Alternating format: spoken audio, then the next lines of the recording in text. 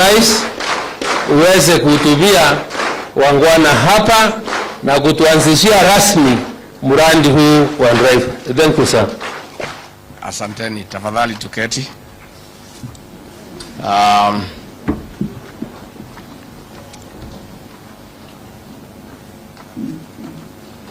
The Cabinet Secretary for Agriculture, Publicaly Nturi, Cabinet Secretary, East African Community, Asals and Regional Development, Rebecca Miano, our Principal Secretary, Jonathan Mweke, our host Governor, Joshua Ilongo, Governor wetu kutoka Garissa and the Chair of Asal, local leaders present including the Senator, the Women and Area Member of Parliament, members of the County Assembly, representatives from the World Bank and all other partners. Good afternoon. Hamjambo. Hamjambo tena. Asante. Acha kwanza nisome hii imeandikwa alafu niseme yangu ya roho. I deliver greetings to this beautiful county of Laikipia from President William Ruto, the President of the Republic of Kenya. Mumepokea? Soon after assuming office, President William Ruto assigned me, among other functions, the role of coordinating partnership projects across the country and making sure that we harness resources to ensure that no Kenyan dies from lack of food during the longest drought in Kenya's history. One of my initial assignments was to lead mobilization of resources from other Kenyans and partners in emergency response measures against the impact of drought, a manifestation of climate change. Cumulatively, we lost over 1.5 billion US dollars in the death of about 2.5 million wildlife and livestock. More than 4.2 million people faced acute starvation. Most of those affected were in assault areas. The Kenya Kwanza administration has given priority, laying a firm foundation and promoting development to reduce and gradually aid dependence on aid. One of such ways is creating structures for sustainable development based on our Vision 2030 and other frameworks like Agenda 2030 of the United Nations. I'm therefore happy to be part of this official launch of 15.9 billion Kenya shillings project in de-risking, inclusion and value enhancement, that's drive of pastoral economies for 21 arid and semi-arid lands counties. This project, which has been on pilot since November 2022, is in tandem with our determination to build strong and resilient communities as we fight the threat of climate change. Leaders, distinguished guests and our stakeholders, the livestock subsector plays an important economic and socio-cultural role in Kenya. It contributes between 10 and 13% to the national gross domestic product.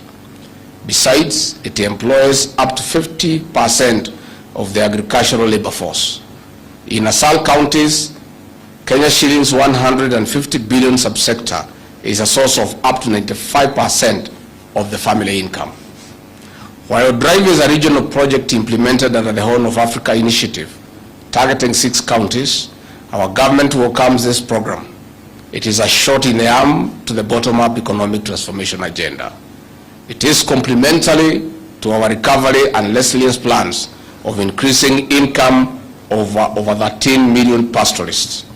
This is through reducing vulnerability to poverty and ultimately the year-in, year-out expenditure on drought emergency and mitigation measures. In the long run, it is contributing to dignifying our people from extreme poverty and hunger by strengthening the government's portfolio on disaster risk financing. We thank the World Bank and all other partners for their invaluable support to this initiative. Distinguished guests, the Kenya Kwanza plan gives priority to the livestock subsector as an essential component to achieving of Vision 2030 and sustainable development goals.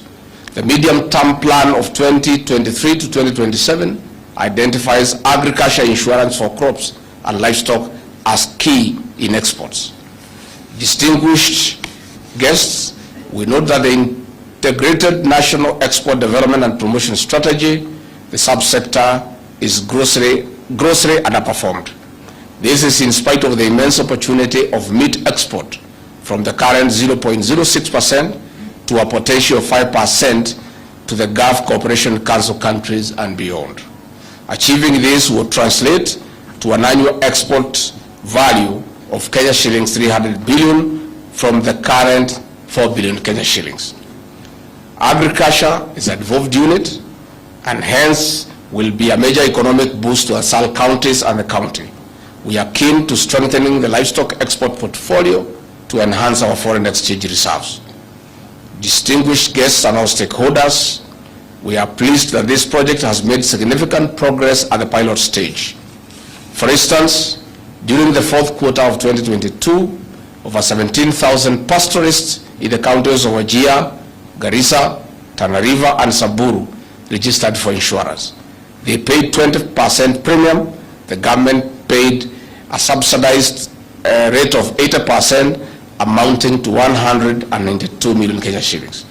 The insured pastoralists have qualified for initial savings incentive deposit of Kenya shillings 6,000 each, amounting to over 100 million shillings in 4 counties.